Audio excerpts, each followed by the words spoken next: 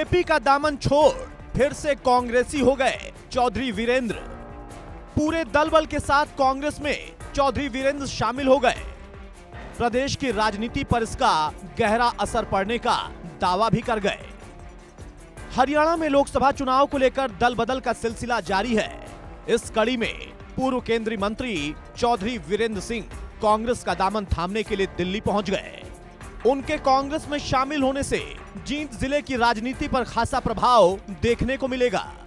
पूर्व केंद्रीय मंत्री चौधरी वीरेंद्र सिंह के साथ जींद से काफी संख्या में लोग कांग्रेस में शामिल हुए। सोमवार को दिन भर अधिक से अधिक लोगों को दिल्ली लेकर जाने के लिए बैठकों का दौर चलता रहा। वीरेंद्र सिंह के कांग्रेस में शामिल होने से जींद जिले की राजनीति पर खासा प्रभाव पड़ेगा। वीरेंद्र सिंह उचाना से 5 बार जीतकर विधायक रह चुके हैं।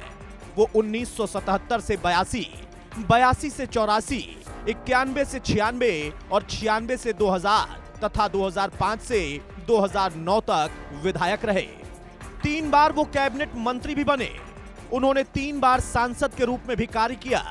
पिछली केंद्र सरकार में वो केंद्र में मंत्री भी रहे। उनके बेटे बिजेंद्र सिंह 2019 में हिसार लोकसभा से सांसद चुने गए थे। अब वो भाजपा को अलविदा कहकर कांग्रेस में आ चुके हैं। वीरेंद्र सिंह भी दिल्ली में कांग्रेस में शामिल हुए। उनके कई समर्थक भी कांग्रेस में उनके साथ शामिल हो गए। अकेले जींद से ही खासी संख्या में लोग कांग्रेस में शामिल होने के लिए पहुंचे। कार्यकर्ताओं ने पहले ही वीरेंद्र सिंह को कांग्रेस में शामिल होने की सलाह भी दी थी। वीरेंद्र सिंह अपने कार्यकर्ताओं की बात बहुत मानते हैं, इसीलिए उनकी सलाह के अनुसार ही वो कांग्रेस में शामिल हो गए। वीरेंद्र सिंह अपने कार्यकर्ताओं का मान सम्मान करते हैं और लोकतंत्र को बचाने के लिए बीजेपी का दामन वो छोड़कर कांग्रेस में पहुंच गए। वीरेंद्र सिंह ने यह भी कहा कि देश में ना तो किसानों की सुनी जा रही, ना जवानों की सुनी जा रही, ना महिलाओं की सुनी जा रही। जनता परेशान है, लोकतंत्र खतरे में है, इसलिए मुझे कांग्रेस के साथ आना ही पड़ा। जिले की 5 विधानसभा सीटों पर वीरेंद्र सिंह का कांग्रेस में जाने के बाद उसका असर दिखाई देगा, ऐसा उनका दावा है। वीरेंद्र सिंह जब कांग्रेस में थे तो अपने साथियों को कांग्रेस का टिकट दिलाने के लिए खासा दबाव बनाते थे। उन्होंने अपने समय में कांग्रेस का टिकट भी कई लोगों को दिलवाया। उस समय कांग्रेस में उनकी काफी मजबूत स्थिति थी।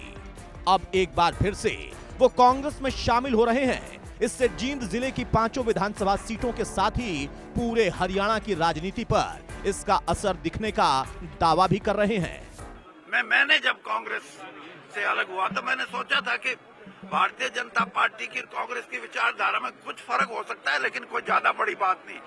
लेकिन ये विचारधारा कांग्रेस का बिल्कुल एक किस्म से उलट है, और उलट इसलिए है कि इस देश को अगर जिंदा रखना है, इस देश की अखंडता को जिंदा रखना है, तो हमारी विचारधारा, जैसे मैंने कहा, जन मन गण, ये जरूरी है। जन गण मन से ही देश बचेगा।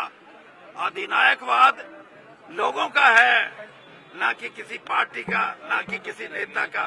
ये अधिनायकवाद की जो धारणा है हमारे नेशनल एंथम में, इसको समझना चाहिए, और इसी पे हमारा संविधान टिका हुआ है।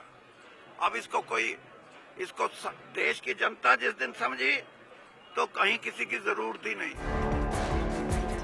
साथ ही चौधरी वीरेंद्र सिंह ने यह भी कहा कि लोकतंत्र तो हम बचाएंगे ही बचाएंगे।